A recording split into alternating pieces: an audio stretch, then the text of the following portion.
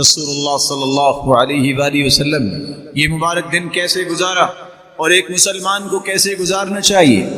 سب سے پہلا کام، مت سوچئے کہ عید کا چاند نظر آ گیا ہے اب نمازوں کی ضرورت نہیں۔ سب سے پہلے شیطان تمہاری عبادت کو چوری کرے گا، تمہیں عشاء کی نماز با جماعت سے روکے گا، کہے گا تیاری کر لو، تیاری کے لیے رات ہے، اور تیاری اتنی لمبی چوڑی کیا کرنی ہے؟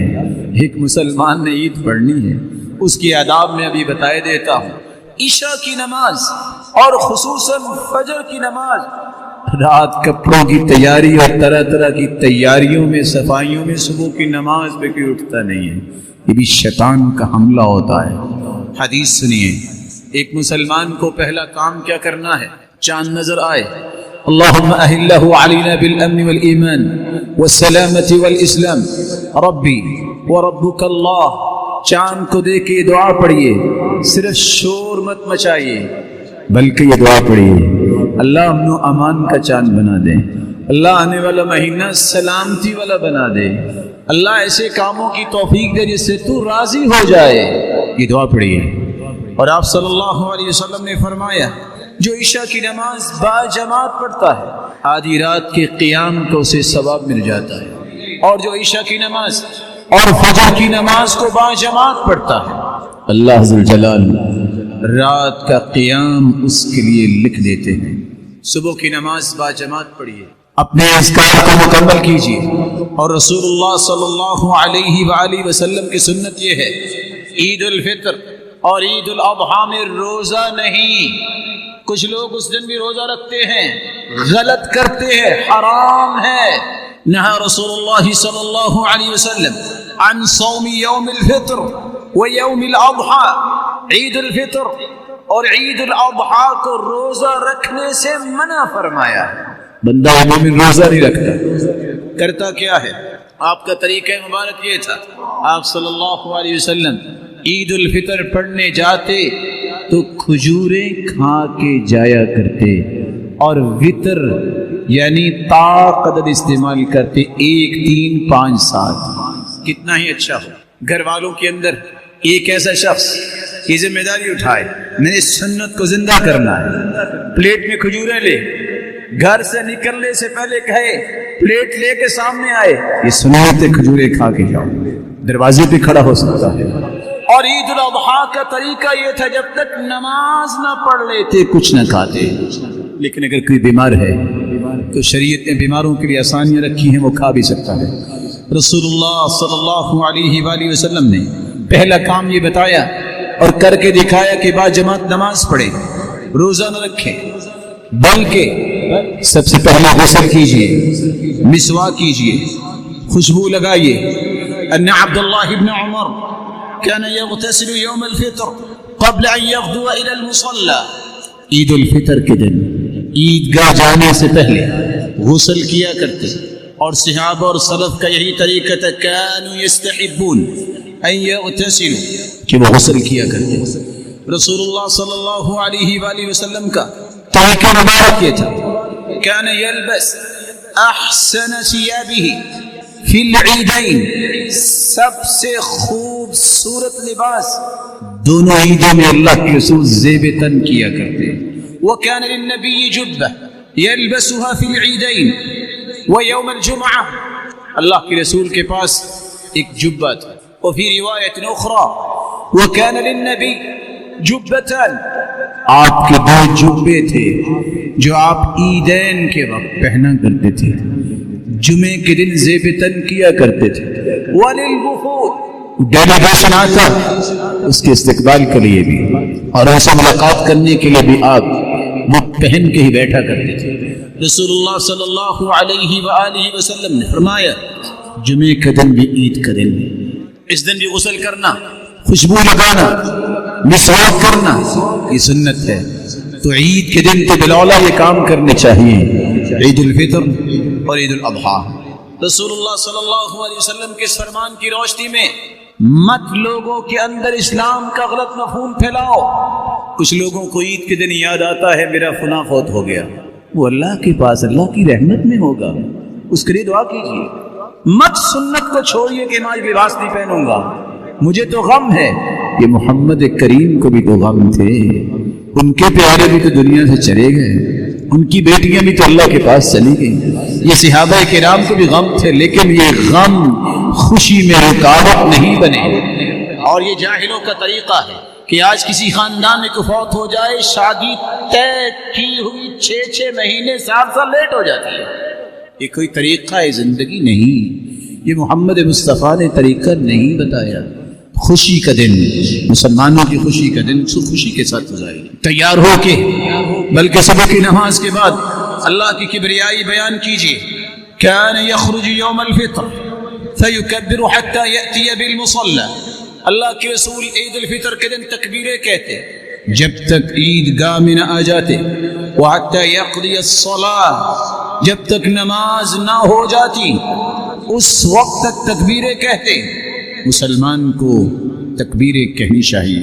عید پڑھنے کے بعد صحابہ کرام کا معمول یہ تھا، جب صحابہ عید کے بعد ایک دوسرے کو ملتے تو یہ الفاظ کہتے، تقبل اللہ منا ومنک، اللہ ہماری بھی عبادتوں کو قبول فرمائے اور آپ کی بھی عبادتوں کو قبول فرمائے۔ وَأَحَلَهُ اللَّهُ عَلَيْكَ، امام ابن تیمیہ رحمہ اللہ تعالی نقل کرتے ہیں یہ دعا، اللہ ایسی خوشیاں آپ کو بار بار دکھائے۔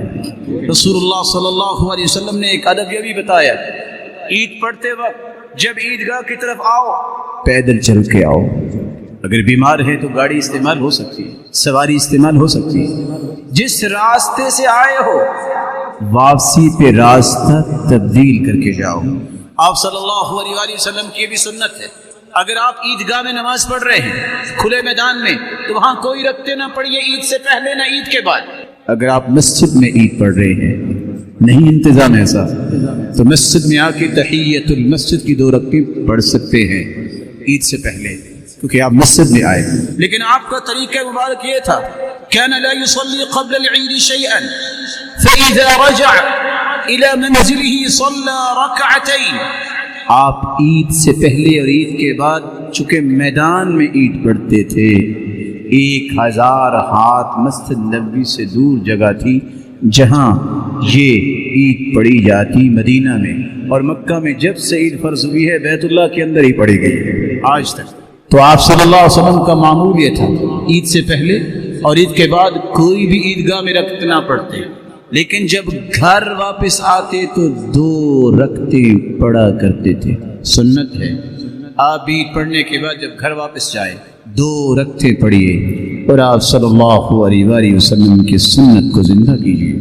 یہ دن خوشی کا دن ہے، اس دن میں رشتہ داروں کے ساتھ ملیے، دعائیں دیجیے اور دعائیں لیجیے، صلہ رحمی کیجیے، خوشیاں بانٹیے، خوشیاں دیجیے اور خوشیاں وصول کیجیے۔ اور اللہ کے رسول صلی اللہ علیہ وسلم کے فرمان کے مطابق جاہلیت میں کھیل کود کے لیے دن خاص تھے، اللہ نے اچھے دن دے دیے۔ آپ کھیلنا بھی چاہتے ہیں، جائز کھیل، جائز کھیل وہ ہوتا ہے جس کی شریعت نے اجازت دی، جائز کھیل وہ ہوتا ہے جو کافروں کی مشابہت نہیں ہوتی، جائز کھیل وہ ہوتا ہے جس میں جوا نہیں ہوتا، جائز کھیل وہ ہوتا ہے جس کی ممانعت نہیں آئی۔ آپ نے فرمایا شطرنج کھیلنے والا، یہ چوسر کھیلنے والا ایسا ہے جیسے کسی نے خنزیر کے گوشت اور خون میں ہاتھ ڈالا ہے۔ مت ایسے کھیل کی طرف جائیے، مت جوا کی طرف جائیے، مت کافروں کی مشابہت کے کھیل کھیلیے۔ علموا اولادکم صبیانکم الرماية والسباحة والفروسية وإن كان فيه مقال عند البعض، گھڑ سواری، تیراکی، تیر اندازی اپنے بچوں کو سکھائیے۔ اور آپ صلی اللہ علیہ وسلم بچوں کو دوڑ لگاتے، اس جگہ سے اس جگہ تک جو جیتے گا بیٹا میں اس کو کھجور دوں گا انعام۔ آپ نے گھڑ دوڑ یہ بھی کروایا، مقابلہ کروایا۔ مسلمانوں کو اس بات کا خیال کرنا ہوگا کہ اس خوشی کے موقع پہ اللہ کی ناراضگی نہ ہو۔ اللہ عز و جلال یہ خوشی کے موقع ایمان کی حالت میں دیکھنے کی توفیق عطا فرمائے اور ان آداب کو ملحوظ خاطر رکھنے کی توفیق دے۔ وآخر دعوانا الحمدللہ۔ رسول اکرم صلی اللہ علیہ وسلم پر یہ قرآن نازل ہوا ہے، اس بارے میں صرف 4 باتیں آپ کے دل میں اتارنا چاہوں گا۔ زکوٰۃ 7.5 تولے سونا ہے آپ کے پاس کسی شکل میں، 87 گرام، 52.5 تولے چاندی ہے 613 گرام یا اس کے برابر نقدی ہے آپ کے پاس، کیونکہ اس وقت یہ نقدی تھی، درہم دینار سونے کا ہوتا تھا اور درہم چاندی کا ہوتا تھا، تو آپ کو 2.5% زکوٰۃ دینی ہوگی۔ آپ کے پاس 40 بکریاں ہیں، 1 بکری زکوٰۃ ہوگی۔ 30 گائے ہیں، 1 سال کا بچہ، 40 گائے ہیں، 2 سال کا بچہ، آپ کو زکوٰۃ دینی پڑے گی۔ اگر آپ زمین سے اناج لے کے آتے ہیں، بس آپ کا 6 مہینے کے بعد لے آتے ہیں، اگر تو وہ بارش سے سیراب ہو گئی، چشمے سے پانی وہاں پہنچے، آپ کی محنت نہیں لگی، او کان عثریا، یا ایسی زمین ہے جس کو پانی کی ضرورت نہیں، تو آپ کو عشر دینا پڑے گا، 10واں حصہ۔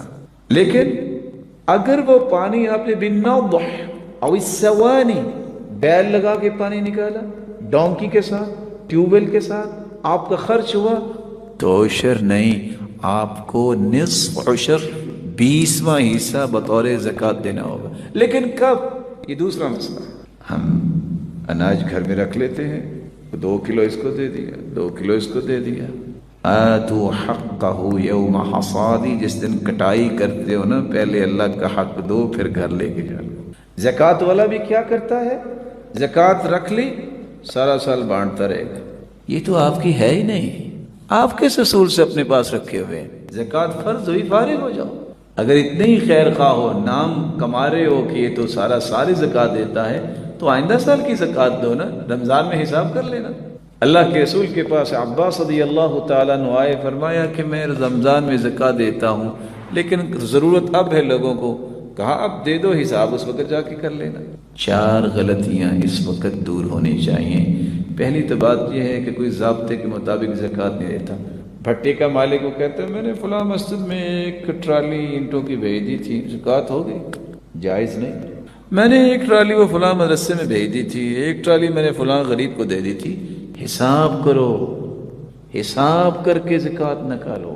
ٹیکس دینے میں تو سارے شیر ہیں، 36% 40% ٹیکس دینے کے لیے تیار ہیں، جو نہ دیں تو جانتے ہیں کیا ہوتا ہے، لیکن 2.5% نہ دیں تو مال یہ حلال نہیں ہوتا، اس میں حرام پھر شامل ہو جائے گا اور بے برکتہ بھی ہو جائے گا۔ اور کیا ہوگا پھر؟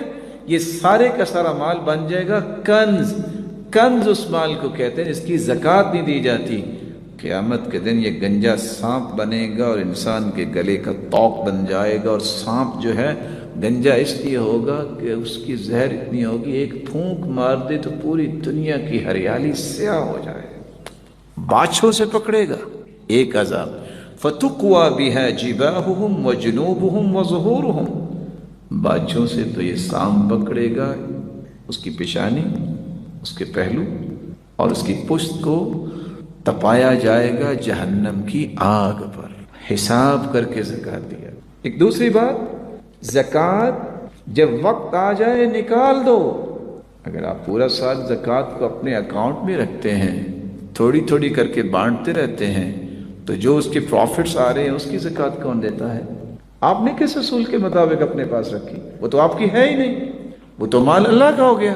تیسری بات، زکوٰۃ کا نظام دینی مہینوں کے مطابق رکھیے۔ ان عدت الشہور عند اللہ 12 شہرا فی کتاب اللہ محرم صفر ربیع الاول، اس بنیاد پہ زکوٰۃ دیجئے۔ یہ 356 یا 55 دن بنتے ہیں۔ اگر آپ جنوری فروری کے حساب سے زکوٰۃ دیں گے 365 دن بنتے ہیں۔ ہر سال نہ چاہتے ہوئے بھی 9 سے 10 دنوں کی زکوٰۃ کے چور بن جائیں گے، اس لیے دینی حساب کے مطابق زکوٰۃ دیں۔ ایک چوتھی بات، لوگ پوچھتے ہیں بس بھول کے میں نے اکاؤنٹ جو ہے وہ کھلوا لیا اور اس میں تو سود بھی آتا ہے، اب کیا کروں؟ کسی کے پاس سود کا پیسہ ہے، وہ خود تو نہیں کھانا چاہتا، کیا کرے وہ؟ اگر آپ اس کو بینک میں رکھتے ہیں تو ظاہر ہے وہ اور قوت آئے گی ان کو۔ علماء امت نے اس پہ بحث کی ہے۔ آپ اس کو 3 کاموں پہ صرف کر سکتے ہیں۔ سب سے پہلا کام، جو سود کی مصیبت میں پھنسا ہوا ہے اس کو آزاد کرو اور اس کو اللہ سے ڈراؤ کہ آئندہ سے تم یہ کام نہیں کرو گے، تیرا قرض اتار دیتے ہیں۔ دوسرا کام، آپ اس کے واش روم بنا سکتے ہیں۔ تیسرا کام، جو امت کے متعدد علماء کی رائے ہے، المصالح العام، عام مصلحت پہ اسے خرچ کیا جا سکتا ہے۔ رستے بنوائیں، برج بنوائیں، لیکن اپنے اوپر خرچ نہ کریں۔ بلکہ رسول اللہ صلی اللہ علیہ وسلم نے فرمایا احب العباد الی اللہ انفعهم لعیاله، اللہ کے ہاں محبوب ترین انسان وہ ہے جو اپنے گھر والوں کے لیے زیادہ نفع مند۔ تو جہاں اسلام نے مرد کی ذمہ داری یہ دوسرا اصول دیا ہے، وہاں عورت کے لیے بھی ایک دوسرا اصول ہے کہ وہ خامد کی خدمت میں کمی نہ کرے۔ فاطمہ رضی اللہ تعالی عنہ جیسی بیٹی کون سی ہو سکتی ہے؟ سیدۃ نساء اہل الجنہ، وہ جنتی عورتوں کی سرتاج ہوگی۔ علی رضی اللہ تعالی عنہ فرماتے ہیں الا احدثک عنی وعن فاطمہ بنت رسول اللہ صلی اللہ علیہ وسلم، ابو الاحوص میں تمہیں اپنے متعلق اور فاطمہ رضی اللہ تعالی عنہ کے متعلق نہ بتاؤں؟ وکانت عندی، جب ان کی شادی میرے ساتھ ہوئی، وَكَانَتْ أَحَبَّ أَهْلِهِ إِلَيْهِ، اللہ کے رسول صلی اللہ علیہ وسلم کے ساتھ ان کا پیار تو بہت تھا، کیونکہ جب وہ آتی تو اللہ کے رسول کھڑے ہو جاتے اور اپنی چادر بچھاتے اور ان کو بوسہ دیتے، اور جب اللہ کے رسول صلی اللہ علیہ وسلم ان کے گھر جاتے تو وہ بھی ایسا ہی کرتے۔ آگے لفظ کیا ہے؟ فَجَرَّتْ بِالرَّحَا، چکی خود چلاتی، حتی اثرت بیدی، یہاں تک کہ چکی چلا چلا کے ہاتھوں پہ نشان بن جاتے۔ وَاسْتَقَتْ بِالْقَرْبَةِ، اور گھر کے لیے پانی لانے کے لیے انہیں چشمے سے مشکیزہ بھر کے لانا پڑتا تھا، اور مشکیزیں اٹھا اٹھا کے حتی اثرت بنحریہا، ان کے کندھے پہ نشان بن۔ وَقَمَّتِ الْبَيْتِ، گھر کی صفائی بھی خود کیا گیا، حتی غبرت ثیابہا، سارے کپڑے ابرالود ہو جاتے۔ وَأَوْقَدَتِ الْقِدْرَ، اور ہنڈیاں بھی خود پکایا کرتے، حتی دَكِنَتْ ثِيَابُهَا، ان کے کپڑوں پہ دھواں اور اس طرح کی چیزیں آ لگتی۔ فَأَصَابَهَا مِنْ ذَلِكَ ضُرٌّ، ان کو بڑی تکلیف پہنچی۔ زوجین نے مشورہ کیا کہ اللہ کے رسول صلی اللہ علیہ وسلم کے پاس جاتے ہیں، ان سے گزارش کرتے ہیں کہ گھریلو کام کاج کے لیے کوئی لونڈی مل جائے اور گھر کے باہر کام کے لیے کوئی غلام مل جائے۔ جب گھر پہنچی تو گھر میں سرتاج رسول موجود نہیں تھے۔ عائشہ رضی اللہ تعالی عنہ کو ایک قصہ بتایا، جب واپس آئے تو اللہ کے رسول صلی اللہ علیہ وسلم کو یہ بتایا گیا تو آپ خود ان کے گھر تشریف لے گئے، اور کیا فرمایا؟ الا ادلکما علی خیر مما سألتما، تم غلام اور لونڈی کے چکر میں آئے تھے، میں تمہیں ان سے بہتر چیز نہ بتا دوں؟ اذا اخذتما مضاجعكما فسبحا 33 واحمدا 33 وكبرا 34 فذلكما خير لكما من خادم۔ جب تم تھکاوٹ کے بعد بستر کی طرف جانے لگو تو 33 مرتبہ سبحان اللہ، 33 مرتبہ الحمدللہ، 34 مرتبہ اللہ اکبر کہہ دینا۔ غلام اور لونڈی کام کریں گے لیکن تمہارے جسم تو تر و تازہ نہیں ہوں گے، یہ پڑھ لو گے تھکاوٹ بھی چلی جائے گی اور جسم بھی تر و تازہ ہو جائے گا۔ اب یہاں ایک لمحے کے لیے رکیے، وہ تو مشکیزہ اٹھا کے لاتی، آج ہر کمرے میں ہاٹ اینڈ کولڈ دو سسٹم ہے، وہ تو آٹا بنانے کے لیے چکی چلاتی۔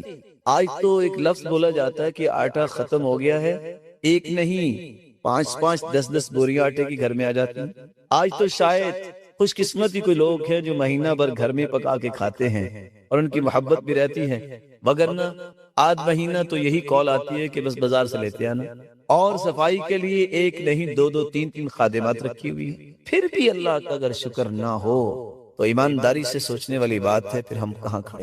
آپ کی اس گفتگو سے ہمارے سامنے ایک اور بہت عمدہ اصول آیا، وہ یہ کہ جس طریقے پر شوہر کی ذمہ داری ہے کہ وہ بخیلی کا مظاہرہ نہ کرے، اسی طریقے پر گویا بیوی کی ذمہ داری یہ ہے کہ وہ شوہر سے بے جا مطالبے نہ کرے اور اس کی خدمت میں رہے اور قناعت کی زندگی بسر کرنے کی کوشش کرے۔ بلکہ میں ایک قصہ جو صحیح بخاری کا ہے، اتنا خوبصورت قصہ ہے کہ اگر کوئی مومنہ عورت اس کو سن لے تو اس کی زندگی بدل سکتی۔ خدیجہ رضی اللہ تعالی عنہ، وہ بھی تو آخر بیوی تھی، اس وقت نہ بجلی تھی نہ گیس تھی، اور نہ ہی اس وقت یہ ماحول تھا جو آج ہے۔ نہ جانے وہ کیسے کھانا پکاتی، کھانا پکا کے اپنے خامند کے لیے غار حرا پہنچنا ہے۔ مومنوں کی ماں کو ٹفن ٹائپ کی چیز لی، اس میں کھانا ڈالا، پانی ڈالا اور سالن ڈالا اور چل پڑے۔ خامد کی اس خدمت کو اللہ تعالیٰ نے کتنا پسند کر لیا، غار حرا کی طرف چل دی۔ یہ ابھی غار حرا پہنچی نہیں، جبریل امین ہواؤں اور فضاؤں میں تیرتے ہوئے پہلے پہنچ گئے، اور کیا کہتے ہیں؟ یا محمد صلی اللہ علیہ وسلم ان هذه خدیجہ قد اتتک، آپ کی زوجہ مبارکہ خدیجہ آ رہی ہے، بیدها اناء، اس کے ہاتھ میں ایک برتن ہے، فیہ طعام او شراب او ادام، کھانا پینا اور سالن، ٹفن ٹائپ۔ آگے جو میں بیان کرنا چاہتا ہوں وہ کیا ہے؟ فَإِذَا أَتَتْكَ، جب وہ آ جائے، عورت ذات ہے، پہاڑ پہ چڑھ کے آئی ہے، سر چکرایا بھی ہوگا، سر میں درد بھی ہوئی ہوگی، شور بھی سنائی دیا ہوگا۔ رسول اللہ صلی اللہ علیہ وسلم سے جبریل امین مخاطب ہے، فَإِذَا أَتَتْكَ، جب وہ آ جائے، فَفْقَرَ عَلَيْهَا السَّلَامَ مِن رَبِّهَا، خدیجہ رضی اللہ تعالی عنہ سے کہنا خدیجہ تیرا رب تجھے سلام کہتا ہے، وَمِنِّي، اور میں سرتاج ملائک جبریل ہوں، میری طرف سے بھی خدیجہ کو سلام کہتا ہے۔ سبحان اللہ۔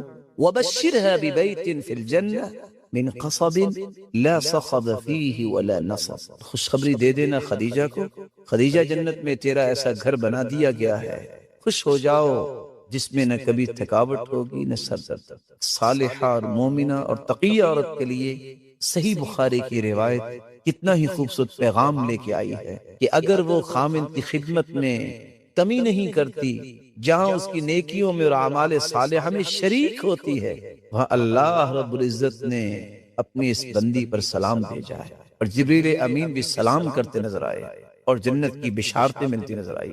یہی وجہ ہے کہ رسول اللہ صلی اللہ علیہ وسلم نے فرمایا، ایما امرأة ماتت وزوجها عنها راض دخلت الجنہ، جو عورت اس حالت میں دنیا سے جائے گی اس کا خامد راضی ہے، یہ عورت جنت۔ گویا ہمارے سامنے یہ بات آئی کہ اگر اللہ کے نبی صلی اللہ علیہ وسلم کی بیٹی جو سیدۃ النساء اہل الجنہ ہے، اور اللہ کے نبی صلی اللہ علیہ وسلم کی زوجہ مبارکہ سیدہ خدیجہ رضی اللہ تعالی عنہا ام المؤمنین، اگر یہ اپنے گھر کے کام خود کر سکتی ہیں اور یہ اپنے شوہروں کی خدمت کر سکتی ہیں، تو کسی بھی مسلمان عورت کو اس میں عار محسوس نہیں کرنی چاہیے کہ وہ اپنے شوہر کی خدمت کرے۔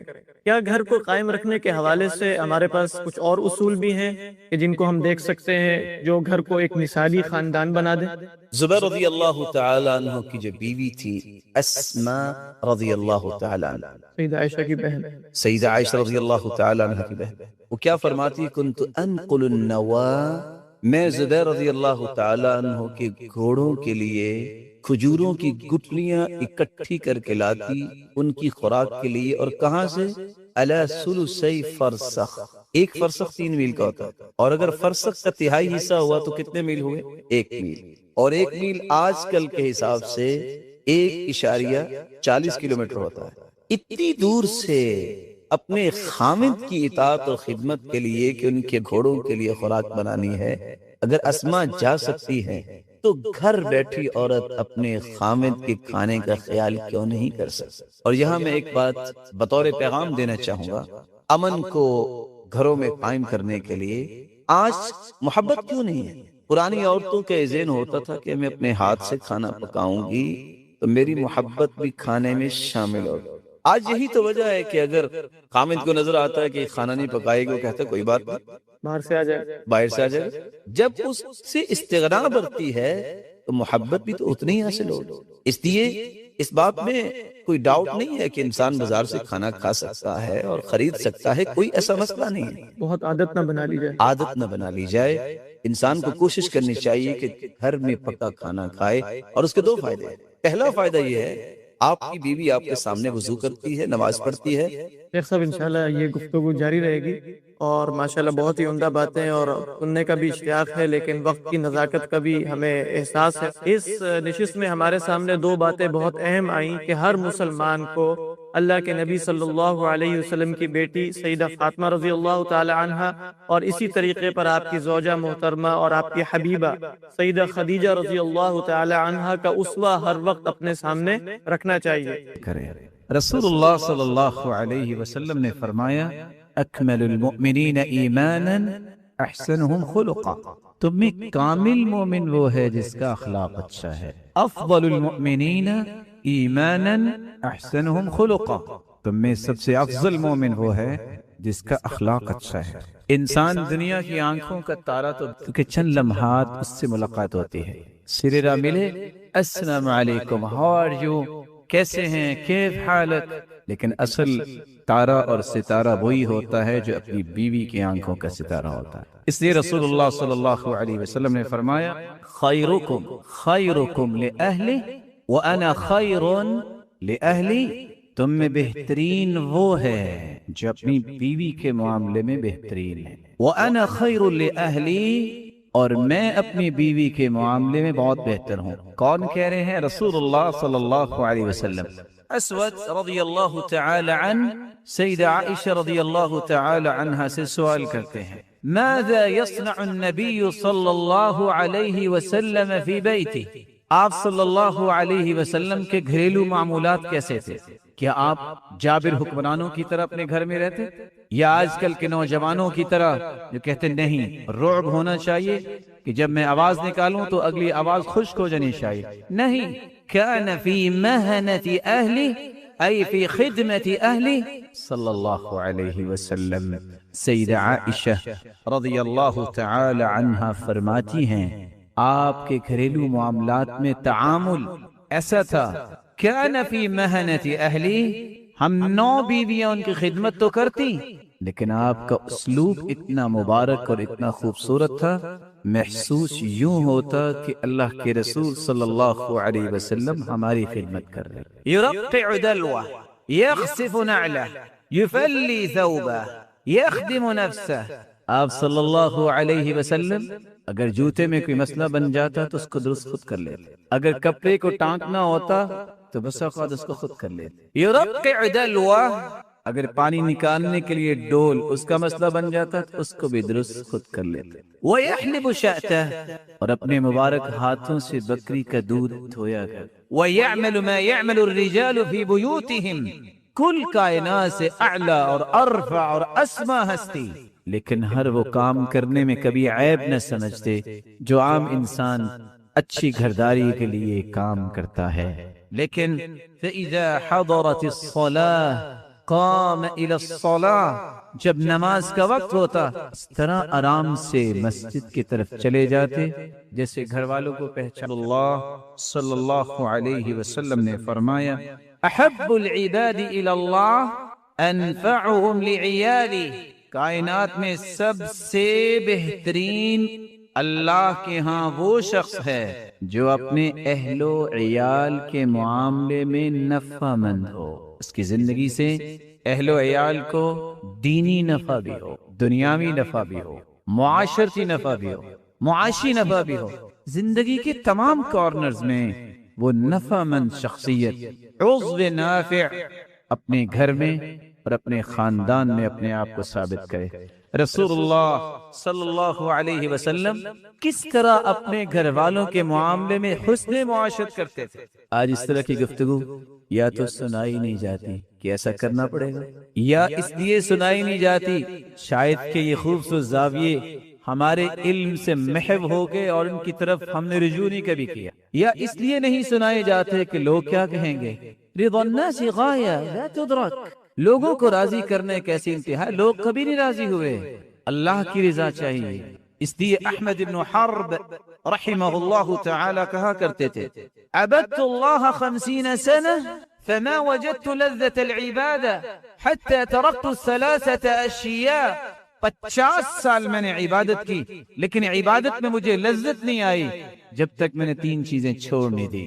تركت رضا الناس حتى قدرت ان اقول الحق، میں نے لوگوں کو راضی کرنا چھوڑ دیا، رب تعالیٰ مجھ پہ اتنے راضی ہوئے کہ میرے مالک نے میری زبان پہ حق کو جاری کر. ترکت صحبت الفاسقین فوجدت صحبت الصالحین، میں نے برے لوگوں کا ساتھ چھوڑا، اللہ نے اپنے ولیوں کا ساتھ مجھے نصیب. ترکت لذت الدنیا فوجدت لذت الدنیا والآخرہ، میں نے دنیا کی لذتوں کو پائے حقارت سے ٹھوکر ماری، اللہ نے میری زندگی کے ہر لمحے میں خوشی اور لذت پیدا کر.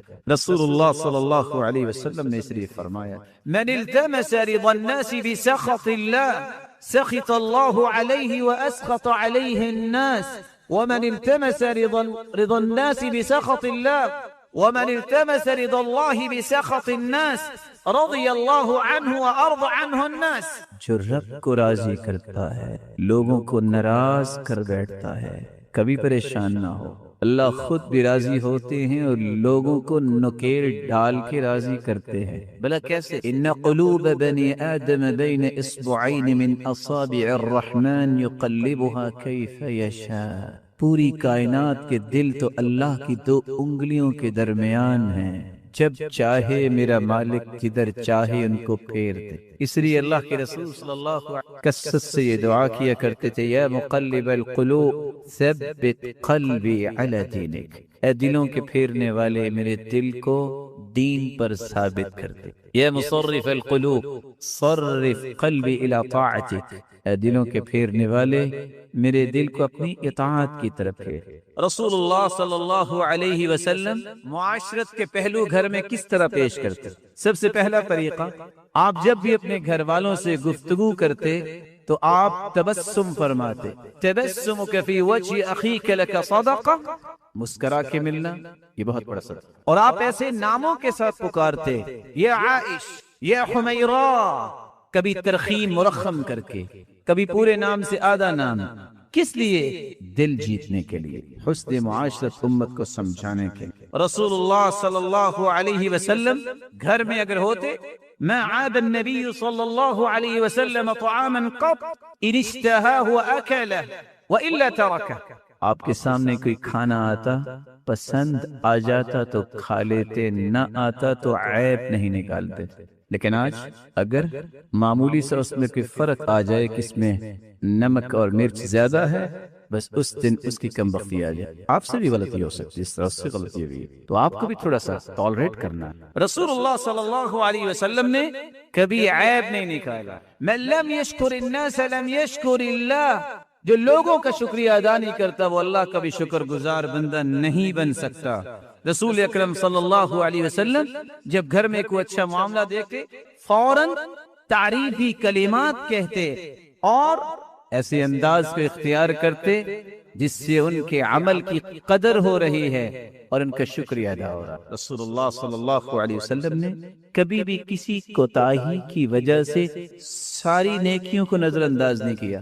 آج کیا ہے؟ بہت ساری اچھائیاں گھر والی میں، چونکہ اس نے میری یہ بات نہیں مانی اب یہ میرے گھر میں نہیں رہ سکتا۔ لا الہ الا اللہ لا یفرق مؤمن مؤمنہ ان کرہ منہا خلقا رضی بہا آخر، اگر تمہیں اس میں کوئی کمی کوتاہی نظر آئی ہے اس میں کچھ اچھائیاں بھی تو ہے۔ اس لیے رسول اللہ صلی اللہ علیہ وسلم نے فرمایا، لا تضرب الوجه ولا تقبح ولا تهجر الا في البيت، کبھی ایسا نہ کرنا، بلا شبہ تم مرد ہو لیکن چہرے پہ مت مار۔ ما ضرب النبی صلی اللہ علیہ وسلم خادما ولا امرأة قط، پوری زندگی رسول اللہ صلی اللہ علیہ وسلم نے کسی بیوی کو کسی خادم کو نہیں مارا۔ رسول اللہ صلی اللہ علیہ وسلم بھی افضل البشر ہیں۔ ولا تقبح، اب اس کی قباحتیں مت بیان کرو، یہ نہ کہو نہ جانے کون سی نسل میرے گھر میں آئی، ارے اتنی بری تھی 400 سے 600 لوگ لے کے آپ کیوں گئے تھے اس کو لانے کے لیے؟ اس وقت سوچ لیتے، اس کا مطلب ہے اس وقت اچھائیاں نظر آئی تھیں، اس کو آج بھلا رہے ہیں۔ وَلَا تَهْجُرْ إِلَّا فِي الْبَيْتِ، اس سے اگر ادب سکھانے کے لیے سرزنش کرنا بھی چاہتی ہیں تو گھر میں رکھ کے اس سے ناراض ہو، خاموش ہو، اور خاموشی یہ بہت بڑی سزا ہے، بجائے اس کے کو گھر سے نکال دو اور اجڑ لوگوں کی طرح گھر سے دھکا دے دو۔ یہ تو کسی بھی مسلمان مہذب کی عادت نہیں ہوتی اور نہ ہی کسی مسلمان کو ایسا کرنا چاہیے۔ رسول اللہ صلی اللہ علیہ وسلم ہمیشہ یہی کچھ کرتے، معمولی سی بات ہوتی آپ ٹالریٹ کرتے۔ رسول اللہ صلی اللہ علیہ وسلم کا حسن معاشرت کا طریقہ، آپ صلی اللہ علیہ وسلم اپنی گھر والیوں کی خواہشات کا احترام کرتے۔ آج کیا ہے آپ کو پتہ نہیں ہے؟ میں فیکٹری سے بھی آیا ہوں، میرے آنے پہ بھی آپ کی سہیلیاں موجود ہیں، خبردار میرے گھر میں انہوں نے قدم رکھا۔ انت ومن انت یا اخی المبارک، اے میرے بھائی تم کون ہو؟ دیکھیے رسول اللہ صلی اللہ علیہ وسلم کا طریقہ مبارک، صحیح بخاری کی روایت ہے، سیدہ عائشہ رضی اللہ تعالی عنہا فرماتی ہیں، كنت ألعب بالبنات عند رسول الله صلى الله عليه وسلم وكان لي صواحب يلعبن معي وكان رسول الله صلى الله عليه وسلم إذا دخل ينقمعن منه فيسربهن إلي فيلعبن معي۔ عائشہ رضی اللہ تعالی عنہا کی صغر سنی کی وجہ سے گڑیا کے ساتھ وہ کھیلا کرتی تھی اپنی سہیلیوں کو بلا کے۔ آپ صلی اللہ علیہ وسلم کا جب ورود مسعود ہوتا تو فوراً سہیلیاں بھاگ جاتی۔ فیسربہن، اللہ کے رسول صلی اللہ علیہ وسلم فرماتے ان کو بلاؤ اور اپنی کھیل مکمل کر۔ آپ خواہش کا احترام کرتے رسول اللہ صلی اللہ علیہ وسلم نے، اسی لیے گھر والوں کے بارے میں ٹو لگانا اور ان کو ایسا سرپرائز دینا جس سے پریشان ہو، اس سے منع کیا۔ نہا رسول اللہ صلی اللہ علیہ وسلم ان یروع اخاہ المسلم، کسی مسلمان کے لائق نہیں ہے کہ وہ کسی مسلمان کو ڈرائے، یہ ایسا سرپرائز ہے جس سے اس کو پریشانی ہو، اور آپ نے اس لیے منع فرمایا۔ نہا رسول اللہ صلی اللہ علیہ وسلم ان یترک الرجل اہلہ لئلا یتخونہم او یلتمس آثاراتہم، رسول اللہ صلی اللہ علیہ وسلم نے ٹو لگانے اور غلطیاں تلاش کرنے سے منع کر دیا۔ اگر آپ تلاش آپ کو اپنی ذات بھی پسند نہیں آئے، اور میں آپ کو ایک تجربے کی بات کہوں، زندگی میں 3 حقیقتیں نہ بھولیے گا۔ غلطی کی گنجائش جس طرح آپ میں ہے، میرے اندر ڈبل گنجائش ہو سکتی۔ اگر آپ گھر والوں کے معاملے میں سمجھتے ہیں غلطی کیوں ہوئی، یاد رکھنا آپ سے 2 مرتبہ ہو سکتی۔ اور کیوں؟ کل بنی آدم خطاء وخیر الخطائین التوابون، انسانیت ساری کی ساری خطا کار ہے۔ دوسری بات، یاد ہے کسی کو کہ سیدنا آدم علیہ السلام کہاں تھے؟ جنت میں۔ کس کی تربیت میں تھے؟ اللہ کی تربیت۔ اس کے باوجود بھی بھول ہوئی کہ نہیں؟ آپ کہاں ہیں؟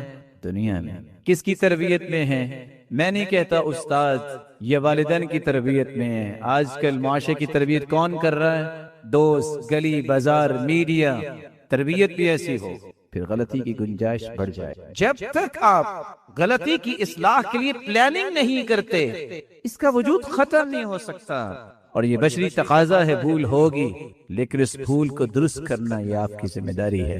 رسول اللہ صلی اللہ علیہ وسلم اس لیے منع فرما رہے ہیں کہ اس مقصد کو سامنے نہ رکھو کہ میں نے غلطی تلاش کرنی اور ثابت کرنا ہے اپنی بیوی پر کہ تم غلط ہو اور میں ٹھیک ہوں۔ اپنا بتانا کہ میں ٹھیک ہوں، اس کے لیے دوسرے کو غلط کرنا ضروری تو نہیں ہوتا۔ ایک مثال سے واضح، اعمش اور ابراہیم النخعی رحم اللہ الجمیع۔ اعمش جن کو نظر نہیں آتا تھا، نبی نے تھے، بہت بڑے تابعی۔ ابراہیم النخعی بہت بڑے عالم ہیں وہ بھی، لیکن ان کی نظر میں کچھ فرق تھا۔ اکٹھے جا رہے تھے، اعمش کا ہاتھ پکڑا ہوا ہے، سامنے دیکھا کچھ لوگ ہیں، کہا سلیمان ابن مہران ان کا نام ہے، کیا خیال ہے آپ اس رستے سے چلے جاؤ، میں اس رستے سے چلا جاتا ہوں۔ کہتے کیوں، کیا ہوا؟ کہتے سامنے لوگ ہیں، مذاق کریں گے، ایک کو نظر نہیں آتا، جس نے ہاتھ پکڑا ہوا ہے اس کی بھی صحیح نظر نہیں۔ تو کہا پھر کیا ہوا؟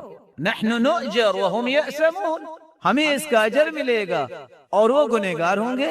تو ابراہیم النخعی نے کہا اپنے اجر کو ثابت کرنے کے لیے کسی کو گنہگار ثابت کرنا ضروری تو نہیں ہے۔ آپ ادھر سے چلے جائیں، میں ادھر سے جاتا ہوں، بہتر اکیلا اجر ہی لے لیں، ہم ان کو گنہگار ثابت نہ کریں۔ یہ ضروری نہیں کہ آپ اپنی بلندی کو ثابت کرنے کے لیے اس کو مجرم ثابت کریں اور اس کو کہیں کہ تم میں یہ غلطیاں ہیں۔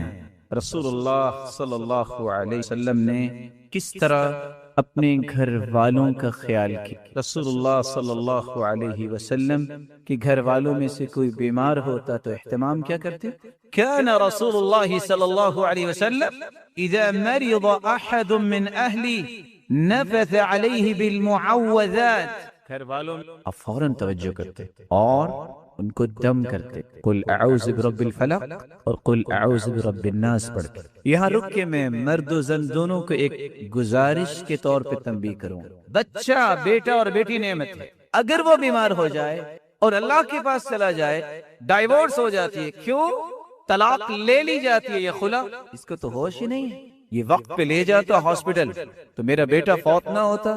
یہاں رکنے کی بات اس لیے میں نے کہہ دی، اگر کسی عورت کا یہ نظریہ ہے کہ ہاسپٹل نہیں گیا تو فوت ہوا ہے، اس کو اپنے عقیدے کی اصلاح کرنی چاہیے۔ اللہ تعالیٰ نے اس کی عمر لکھی اتنی تھی، لیکن اس کا قطعاً یہ مقصد نہیں ہے کہ خامن کو خیال ہی نہ ہو کہ میں نے اپنی اولاد کی پرورش اور ان کی ذمہ داریوں کو پورا کرنا ہے۔ بر وقت اس کو ڈاکٹر پہ لے کے جائے، بر وقت اس پہ توجہ دے، لیکن اگر اللہ کے پاس چلا گیا ہے تو پھر عورت کو یہ نہیں کہنا چاہیے اس کی لیٹ کی وجہ سے، اس کی لا ابالی کی وجہ سے فوت ہوا ہے۔ یعنی آپ یہ کہہ سکتے ہیں کہ اس عورت کا کہنے کا مطلب یہ ہے اگر یہ ہاسپٹل لے جاتا تو کسی نہ کسی طریقے سے ملک الموت سے انڈس ہاسپٹل کے ڈاکٹر سے چھڑا لینا، یہ کہنا چاہ رہے ہیں؟ نہیں، اذا جاء اجلهم فلا يستأخرون ساعة ولا يستقدمون۔ جب اجل آ جائے ایک لمحہ بھی لیٹ نہیں ہو سکتا۔ دنیا جہان کی بے احتیاطی آپ کر لے، موت پہلے نہیں آئی۔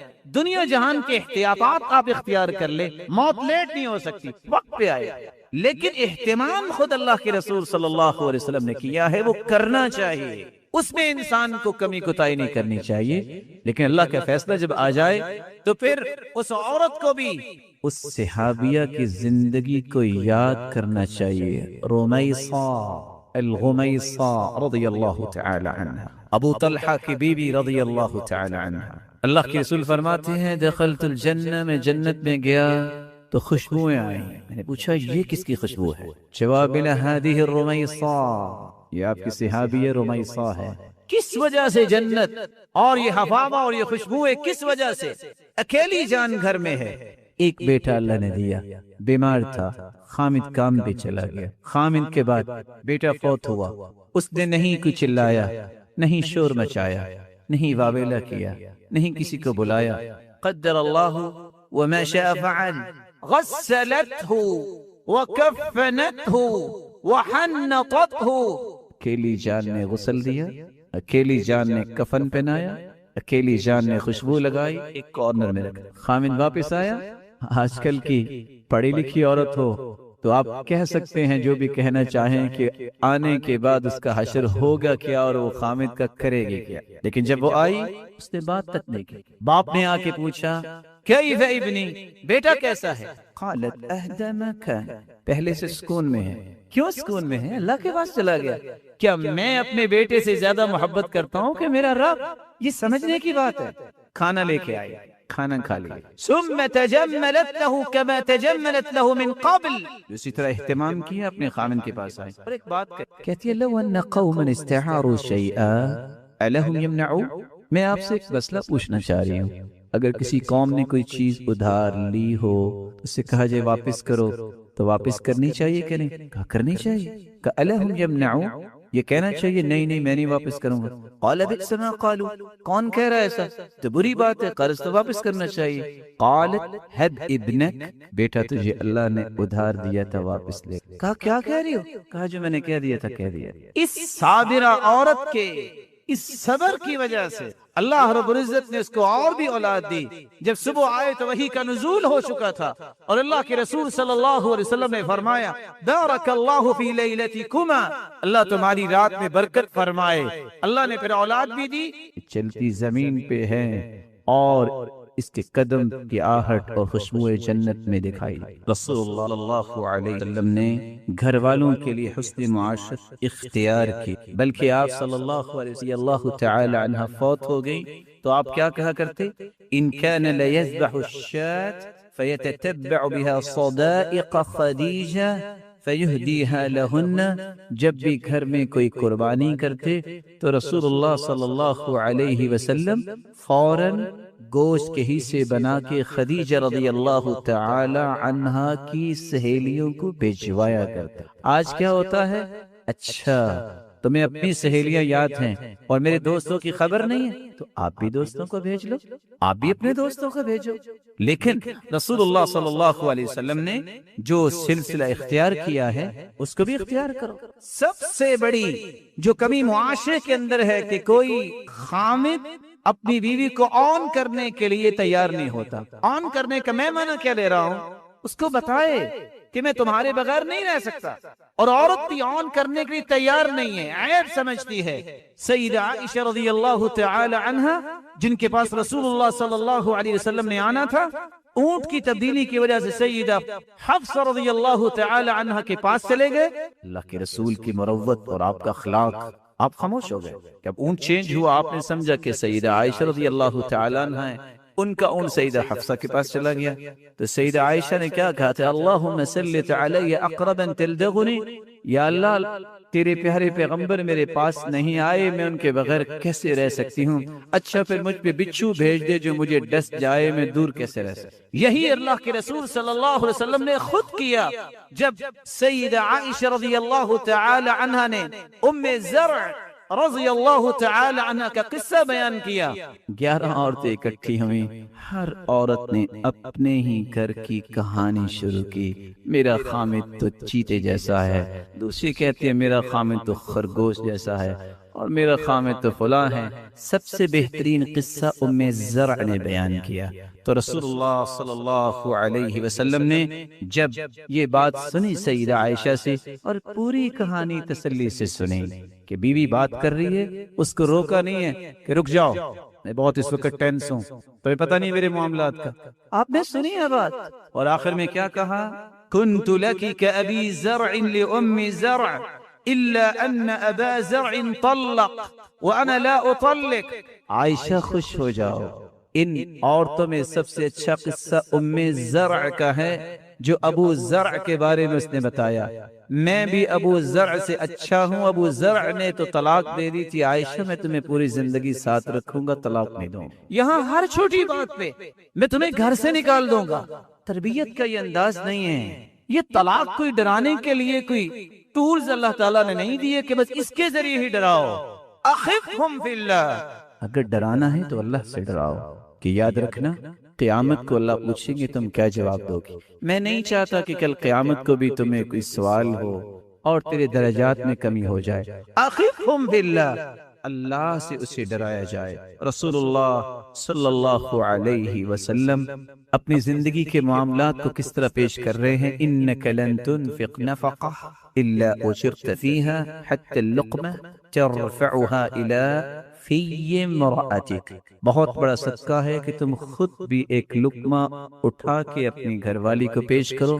اور رسول اللہ صلی اللہ علیہ وسلم یہ صرف پیش نہیں کیا کرتے تھے بلکہ کنت اشرب حائض ثم ان انابلہ النبی صلی اللہ علیہ وسلم فیضع فاہ علی موضع ثیہ، اللہ کے رسول صلی اللہ علیہ وسلم میرے پاس بیٹھے ہوتے، سیدہ عائشہ فرماتی ہیں میں پانی پی کے اٹھتی اور آپ صلی اللہ علیہ وسلم چونکہ زوجات کے ذریعے دین لوگوں تک پہنچانا تھا، آپ اسی جگہ سے ہی پانی اور برتن لیتے اور تناول کرتے اور وہاں سے ہی پانی پیتے جہاں سے سیدہ عائشہ رضی اللہ تعالی عنہا پیا کرتی تھی۔ آپ صلی اللہ علیہ وآلہ وسلم نے اس لیے صحابہ کرام کو یہ بات سمجھائی تھی کہ تمہیں مخالفت بھی اگر بیوی کرتی ہے تو اس پہ ٹالریٹ کرنا ہوگا، برداشت کرنا ہوگا۔ عمر رضی اللہ تعالی عنہ کی بیوی نے کوئی بات کی، آپ نے کہا خاموش ہو جاؤ، کہا آپ مجھے منع کیوں کر رہے ہیں؟ اللہ کے رسول کی بیوی نے بھی ایسی بات کی تھی، انہوں نے تو کچھ نہیں کہا، سیدنا عمر خاموش ہو گئے۔ اور وہ قصہ آپ نے سنا ہوگا جب ایک شخص آیا عمر رضی اللہ تعالی عنہ کے پاس شکایت لے کر کہ میری بیوی بات بہت کرتی ہے، آگے سے تو تکرار کرتی ہے، دیکھا تو کچھ بات ہو رہی تھی، واپس جانے لگے۔ کہا ادھر آؤ، کیسے آئے؟ کہا آیا تو کچھ علاج لینے تھا، مجھے محسوس ہوا ہے کہ ایسی باتیں تو ہو جاتی ہیں، تو آپ کے گھر میں بھی ہو رہی۔ کہا کچھ نہیں ہوا، لیکن ہو بھی کیسے اور اس کو میں کیسے برا کہوں؟ انہا غسالۃ لثیابی طباخۃ لطعامی مرضعۃ لولدی ویسکن قلبی بها عن الحرام، لباس یہ مجھے دھو کے دے، کھانا یہ پکاتی ہے، میرے بچوں کو دودھ پلاتی ہے، اس عورت کی وجہ سے آج تک میرے دل میں حرام کی خواہش نہیں پیدا ہوئی، اگر یہ چند باتیں کر بھی لے گی تو پھر کیا ہوگا؟ سب سے پہلا اصول جس کی آج تک مسلمانوں کو سمجھ آنی چاہیے تھی، جو آنے کے لیے کوشش بھی نہیں کرتا کہ سمجھ مجھے آ جائے، قرآن مجید نے 3 آیات نازل کی ہیں اور 3 آیات میں سکون کا لفظ بولا ہے اور چوتھے لفظ میں طمأنینت اور اطمینان کا لفظ بولا ہے۔ تو میں کسی گھر کے سکون اور خوشی کے اگر کھڑا کرنا چاہتا ہوں تو اس کے 4 پلرز ہیں۔ پہلا فالق الاصباح وجعل الليل سكنا والشمس والقمر حسبانا ذلك تقدير العزيز العليم۔ صبح کو پیدا کرنے والا بھی اللہ ہے. وَجَعَلَ اللَّيْلَ سَكَنًا، رات کو اللہ تعالیٰ نے سکون کا باعث بنایا. اور دوسری جگہ فرمایا وَجَعَلَ لَكُم مِّن بُيُوتِكُمْ اللہ الذی جعل لکم من بیوتکم سکنا، اللہ تعالیٰ وہ ہیں جس نے تمہارے گھروں کو سکون بنایا. اور تیسری جگہ فرمایا وَمِنْ آیَاتِهِ أَنْ خَلَقَ لَكُم مِّنْ أَنفُسِكُمْ أَزْوَاجًا لِتَسْكُنُوا إِلَيْهَا وَجَعَلَ بَيْنَكُم مَّوَدَّةً وَرَحْمَةً إِنَّ فِي ذَلِكَ لَآيَاتٍ لِقَوْمٍ يَتَفَكَّرُونَ.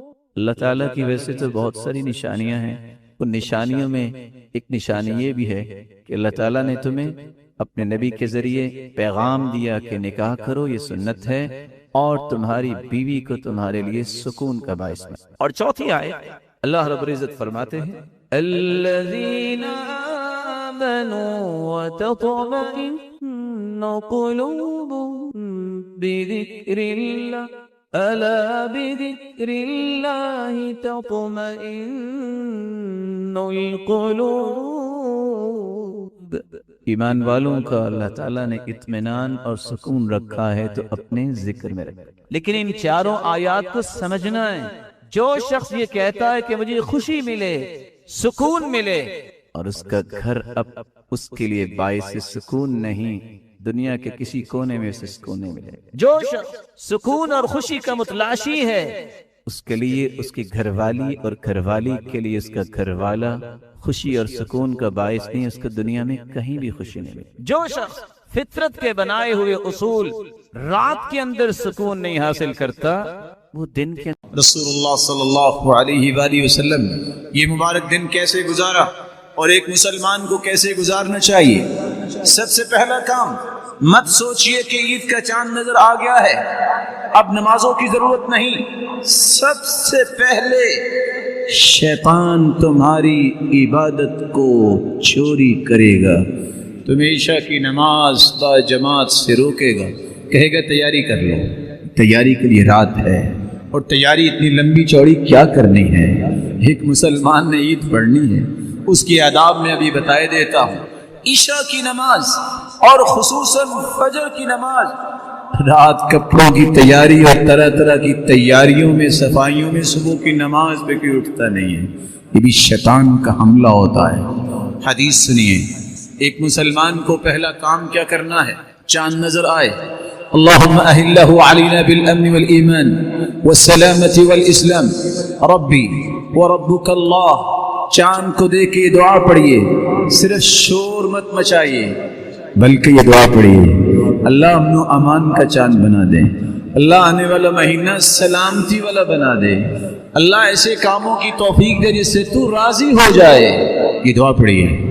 اور آپ صلی اللہ علیہ وسلم نے فرمایا جو عشاء کی نماز با جماعت پڑھتا ہے آدھی رات کے قیام کو اسے ثواب مل جاتا ہے، اور جو عشاء کی نماز اور فجر کی نماز کو با جماعت پڑھتا ہے اللہ ذوالجلال رات کا قیام اس کے لیے لکھ دیتے ہیں. صبح کی نماز با جماعت پڑھیے، اپنے اذکار کو مکمل کیجیے. اور رسول اللہ صلی اللہ علیہ وآلہ وسلم کی سنت یہ ہے، عید الفطر اور عید الاضحیٰ میں روزہ نہیں. کچھ لوگ اس دن بھی روزہ رکھتے ہیں، غلط کرتے ہیں، حرام ہے. نہا رسول اللہ صلی اللہ علیہ وسلم عن صوم یوم الفطر و یوم الاضحیٰ. عید الفطر اور عید الاضحیٰ کو روزہ رکھنے سے منع فرمایا ہے. بندہ مومن روزہ نہیں رکھتا، کرتا کیا ہے؟ آپ کا طریقہ مبارک یہ تھا، آپ صلی اللہ علیہ وسلم عید الفطر پڑھنے جاتے تو کھجوریں کھا کے جایا کرتے، اور وطر یعنی تا قدر استعمال کرتے، 1 3 5 7. کتنا ہی اچھا ہو. گھر والوں کے اندر ایک ایسا شخص یہ ذمہ داری اٹھائے میں نے سنت کو زندہ کرنا ہے، پلیٹ میں کھجوریں لے، گھر سے نکلنے سے پہلے کہے پلیٹ لے کے سامنے آئے یہ سنت کھجوریں کھا کے جاؤ، دروازے پہ کھڑا ہو سکتا ہے۔ اور عید الاضحیٰ کا طریقہ یہ تھا جب تک نماز نہ پڑھ لیتے کچھ نہ کھاتے، لیکن اگر کوئی بیمار ہے تو شریعت نے بیماروں کے لیے آسانیاں رکھی ہیں، وہ کھا بھی سکتا ہے۔ رسول اللہ صلی اللہ علیہ وآلہ وسلم نے پہلا کام یہ بتایا اور کر کے دکھایا کہ با جماعت نماز پڑھے، روزہ نہ رکھے، بلکہ سب سے پہلے غسل کیجئے، مسواک کیجئے، خوشبو لگائیے۔ ان عبداللہ ابن عمر كان يغتسل يوم الفطر قبل ان يغدو الى المصلى، عید الفطر کے دن عیدگاہ جانے سے پہلے غسل کیا کرتے، اور صحابہ اور سلف کا یہی طریقہ تھا، كانوا يستحبون ان يغتسلوا، کہ وہ غسل کیا کرتے۔ رسول اللہ صلی اللہ علیہ وآلہ وسلم کا طریقہ مبارک یہ تھا، كان يلبس احسن ثيابه فی العیدین، سب سے خوبصورت لباس دونوں عیدوں میں اللہ کے رسول زیب تن کیا کرتے۔ وَكَانَ لِلنَّبِيِّ جُبَّةٌ يَلْبَسُهَا فِي الْعِيدَيْنِ وَيَوْمَ الْجُمْعَةِ، اللہ کے رسول کے پاس ایک جبہ تھا۔ وفی روایت اخرى وَكَانَ لِلنَّبِيِّ جُبَّتان، آپ کے دو جبے تھے جو آپ عیدین کے وقت پہنا کرتے تھے، جمعے کے دن زیب تن کیا کرتے تھے۔ وَلِلْوُفُودِ، ڈیلیگیشن آتا اس کے استقبال کے لیے بھی اور ایسا ملاقات کرنے کے لیے بھی آپ وہ پہن کے ہی بیٹھا کرتے تھے۔ رسول اللہ صلی اللہ علیہ وآلہ وسلم نے فرمایا جمعے کا دن بھی عید کا دن، اس دن بھی غسل کرنا، خوشبو لگانا، مسواک کرنا یہ سنت ہے، تو عید کے دن تو بلاولا یہ کام کرنے چاہیے، عید الفطر اور عید الاضحیٰ۔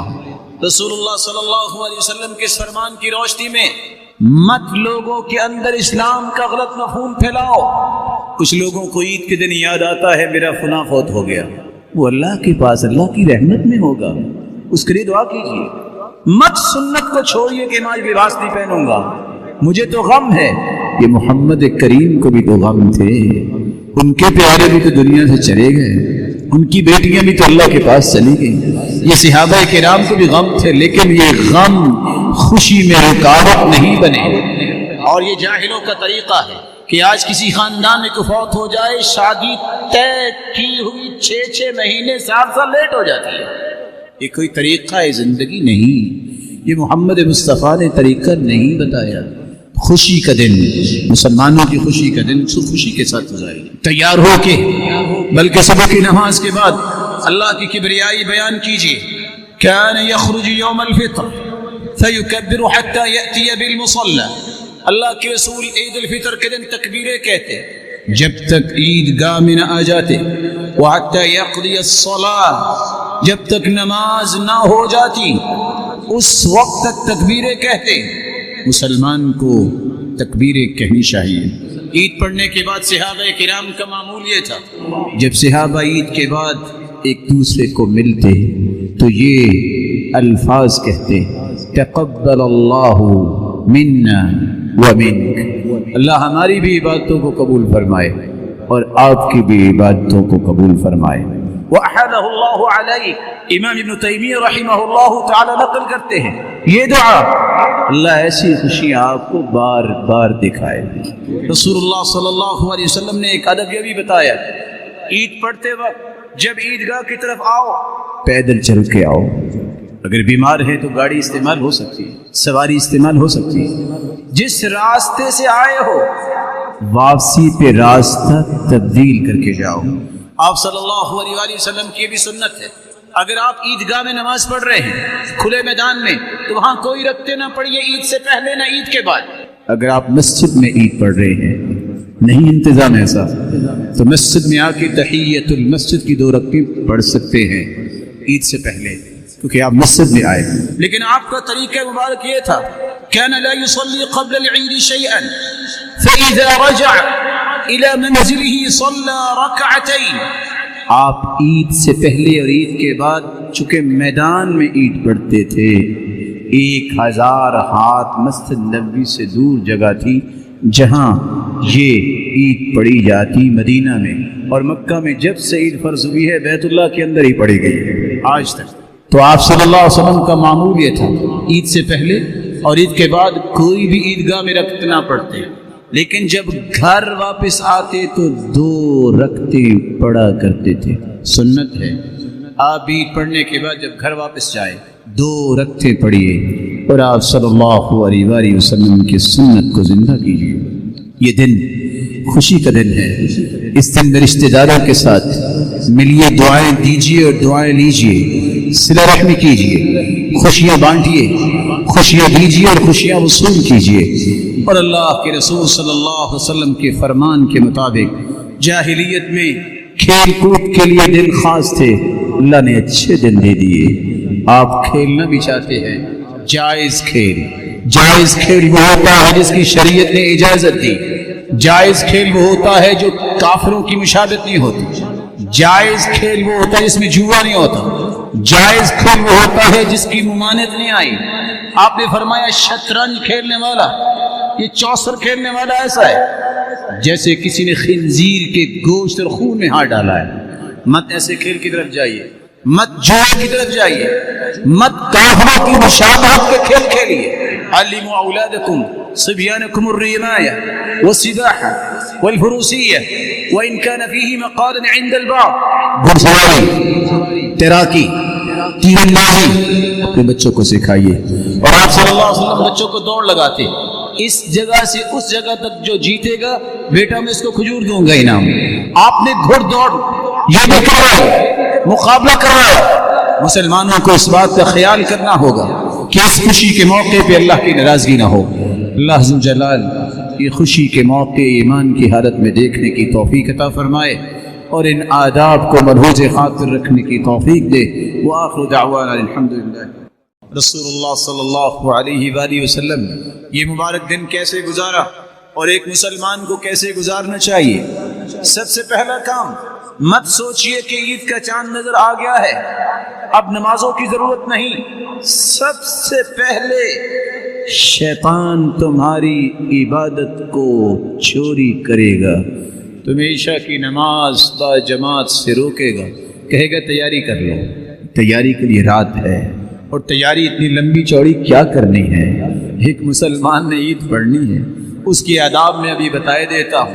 عشاء کی نماز اور خصوصاً فجر کی نماز، رات کپڑوں کی تیاری اور طرح طرح کی تیاریوں میں، صفائیوں میں صبح کی نماز پہ کوئی اٹھتا نہیں ہے، یہ بھی شیطان کا حملہ ہوتا ہے۔ حدیث سنیے، ایک مسلمان کو پہلا کام کیا کرنا ہے؟ چاند نظر آئے، اللہم اہلہ علینا بالامن والایمان والسلامت والاسلام ربی وربک اللہ۔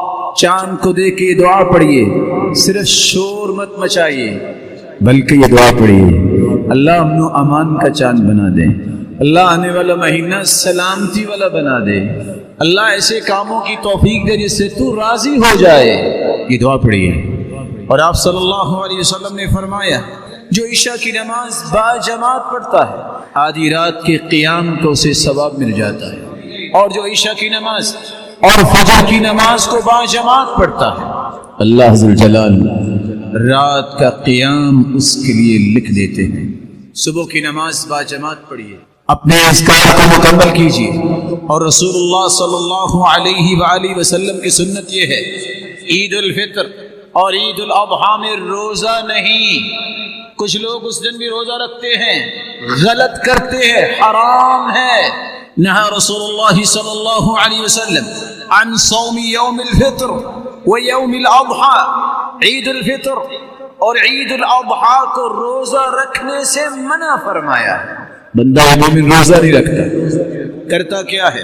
آپ کا طریقہ مبارک یہ تھا، آپ صلی اللہ علیہ وسلم عید الفطر پڑھنے جاتے تو کھجوریں کھا کے جایا کرتے، اور وطر یعنی تا عدد استعمال کرتے، 1 3 5 7۔ کتنا ہی اچھا ہو گھر والوں کے اندر ایک ایسا شخص یہ ذمہ داری اٹھائے میں نے سنت کو زندہ کرنا ہے، پلیٹ میں کھجوریں لے، گھر سے نکلنے سے پہلے کہے پلیٹ لے کے سامنے آئے یہ سنت کھجوریں کھا کے جاؤ، دروازے پہ کھڑا ہو سکتا ہے، اور عید الاضحیٰ کا طریقہ یہ تھا جب تک نماز نہ پڑھ لیتے کچھ نہ کھاتے. لیکن اگر کوئی بیمار ہے تو شریعت نے بیماروں کے لیے آسانیاں رکھی ہیں، وہ کھا بھی سکتا ہے. رسول اللہ صلی اللہ علیہ وآلہ وسلم نے پہلا کام یہ بتایا اور کر کے دکھایا کہ با جماعت نماز پڑھے، روزہ نہ رکھے، بلکہ سب سے پہلے غسل کیجئے، مسواک کیجئے، خوشبو لگائیے. ان عبداللہ ابن عمر كان يغتسل يوم الفطر قبل ان يغدو الى المصلى. عید الفطر کے دن عیدگاہ جانے سے پہلے غسل کیا کرتے، اور صحابہ اور سلف کا یہی طریقہ تھا. كانوا يستحبون ان يغتسلوا، کہ وہ غسل کیا کرتے. رسول اللہ صلی اللہ علیہ وآلہ وسلم کا طریقہ مبارک یہ تھا. كان يلبس احسن ثيابه فی العیدین، سب سے خوبصورت لباس دونوں عیدوں میں اللہ کے رسول زیب تن کیا کرتے. وَكَانَ لِلنَّبِيِّ جُبَّةٌ يَلْبَسُهَا فِي الْعِيدَيْنِ وَيَوْمَ الْجُمْعَةِ. اللہ کے رسول کے پاس ایک جبہ تھا. وفی روایت اخرى وَكَانَ لِلنَّبِيِّ جُبَّتان، آپ کے دو جبے تھے جو آپ عیدین کے وقت پہنا کرتے تھے، جمعے کے دن زیب تن کیا کرتے تھے. وَلِلْوُفُودِ، ڈیلیگیشن آتا اس کے استقبال کے لیے بھی اور ایسے ملاقات کرنے کے لیے بھی آپ وہ پہن کے ہی بیٹھا کرتے تھے. رسول اللہ صلی اللہ علیہ وآلہ وسلم نے فرمایا جمعے کا دن بھی عید کا دن، اس دن بھی غسل کرنا، خوشبو لگانا، مسواک کرنا یہ سنت ہے.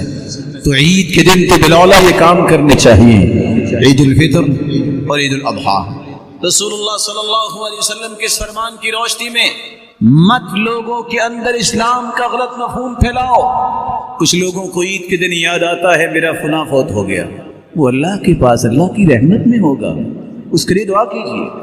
مت سنت کو چھوڑیے کہ میں لباس نہیں پہنوں گا، مجھے تو غم ہے. یہ محمد کریم کو بھی تو غم تھے، ان کے پیارے بھی تو دنیا سے چلے گئے، ان کی بیٹیاں بھی تو اللہ کے پاس چلی گئیں. یہ صحابہ کرام کو بھی غم تھے، لیکن یہ غم خوشی میں رکاوٹ نہیں بنے. اور یہ جاہلوں کا طریقہ ہے کہ آج کسی خاندان میں کوئی فوت ہو جائے، شادی طے کی ہوئی 6 مہینے 7 سال لیٹ ہو جاتی ہے. یہ کوئی طریقہ زندگی نہیں، یہ محمد مصطفیٰ نے طریقہ نہیں بتایا. خوشی کا دن، مسلمانوں کی خوشی کا دن خوشی کے ساتھ گزارے، تیار ہو کے، بلکہ صبح کی نماز کے بعد اللہ کی کبریائی بیان کیجیے. كان يخرج يوم الفطر فيكبر حتى يأتي بالمصلى. اللہ کے رسول عید الفطر کے دن تکبیریں کہتے جب تک عید گاہ میں نہ آ جاتے. وحتى يقضي الصلاة، جب تک نماز نہ ہو جاتی اس وقت تک تکبیریں کہتے. مسلمان کو تکبیریں کہنی چاہیے. عید پڑھنے کے بعد صحابہ کرام کا معمول یہ تھا، جب صحابہ عید کے بعد ایک دوسرے کو ملتے تو یہ الفاظ کہتے تقبل اللہ منا ومنک، اللہ ہماری بھی عبادتوں کو قبول فرمائے اور آپ کی بھی عبادتوں کو قبول فرمائے. وَأَحَدَهُ اللَّهُ عَلَيْهِ، امام ابن تیمیہ رحمہ اللہ تعالی نقل کرتے ہیں یہ دعا، اللہ ایسی خوشیاں آپ کو بار بار دکھائے. رسول اللہ صلی اللہ علیہ وسلم نے ایک ادب یہ بھی بتایا، عید پڑھتے وقت جب عیدگاہ کی طرف آؤ پیدل چل کے آؤ. اگر بیمار ہے تو گاڑی استعمال ہو سکتی ہے، سواری استعمال ہو سکتی ہے. جس راستے سے آئے ہو واپسی پہ راستہ تبدیل کر کے جاؤ. آپ صلی اللہ علیہ وآلہ وسلم کی بھی سنت ہے، اگر آپ عیدگاہ میں نماز پڑھ رہے ہیں کھلے میدان میں تو وہاں کوئی رکھتے نہ پڑھیے عید سے پہلے نہ عید کے بعد. اگر آپ مسجد میں عید پڑھ رہے ہیں، نہیں انتظام ایسا، تو مسجد میں آ کے تحیت المسجد کی 2 رکعتیں پڑھ سکتے ہیں عید سے پہلے، کیونکہ آپ مسجد میں آئے. لیکن آپ کا طریقہ مبارک یہ تھا كان لا يصلي قبل العيد شيئا فإذا رجع إلى منزله صلى ركعتين. آپ عید سے پہلے اور عید کے بعد چونکہ میدان میں عید پڑھتے تھے، 1000 ہاتھ مسجد نبوی سے دور جگہ تھی جہاں یہ عید پڑھی جاتی مدینہ میں، اور مکہ میں جب سے عید فرض ہوئی ہے بیت اللہ کے اندر ہی پڑھی گئی ہے آج تک. تو آپ صلی اللہ علیہ وسلم کا معمول یہ تھا عید سے پہلے اور عید کے بعد کوئی بھی عیدگاہ میں رکعت نہ پڑھتے. لیکن جب گھر واپس آتے تو 2 رکعتیں پڑھا کرتے تھے. سنت ہے، آپ عید پڑھنے کے بعد جب گھر واپس جائیں 2 رکعتیں پڑھیے اور آپ صلی اللہ علیہ وآلہ وسلم کی سنت کو زندہ کیجیے. یہ دن خوشی کا دن ہے. اس دن میں رشتہ داروں کے ساتھ ملیے، دعائیں دیجیے اور دعائیں لیجیے، صلہ رحمی کیجیے، خوشیاں بانٹیے، خوشیاں دیجیے اور خوشیاں وصول کیجیے. اور اللہ کے رسول صلی اللہ علیہ وسلم کے فرمان کے مطابق جاہلیت میں کھیل کود کے لیے دن خاص تھے، اللہ نے اچھے دن دے دیے. آپ کھیلنا بھی چاہتے ہیں، جائز کھیل. جائز کھیل وہ ہوتا ہے جس کی شریعت نے اجازت دی. جائز کھیل وہ ہوتا ہے جو کافروں کی مشابہت نہیں ہوتی. جائز کھیل وہ ہوتا ہے جس میں جوا نہیں ہوتا. جائز کھیل وہ ہوتا ہے جس کی ممانعت نہیں آئی. آپ نے فرمایا شطرنج کھیلنے والا، یہ چوسر کھیلنے والا ایسا ہے جیسے کسی نے خنزیر کے گوشت اور خون میں ہاتھ ڈالا ہے. مت ایسے کھیل کی طرف جائیے، مت جوا کی طرف جائیے، مت کافروں کی مشابہت کے کھیل کھیلیے. علموا اولادکم صبیانکم الرماية والسباحة والفروسية وإن كان فيه مقال عند البعض. گھڑسواری، تیراکی، تیر اندازی اپنے بچوں کو سکھائیے. اور آپ صلی اللہ علیہ وسلم بچوں کو دوڑ لگاتے، اس جگہ سے اس جگہ تک جو جیتے گا بیٹا میں اس کو کھجور دوں گا انعام. آپ نے گھڑ دوڑ یہ بھی کروایا، مقابلہ کروایا. مسلمانوں کو اس بات کا خیال کرنا ہوگا کہ اس خوشی کے موقع پہ اللہ کی ناراضگی نہ ہو. اللہ عز و جلال یہ خوشی کے موقع ایمان کی حالت میں دیکھنے کی توفیق عطا فرمائے اور ان آداب کو ملحوظ خاطر رکھنے کی توفیق دے. وآخر دعوانا الحمدللہ.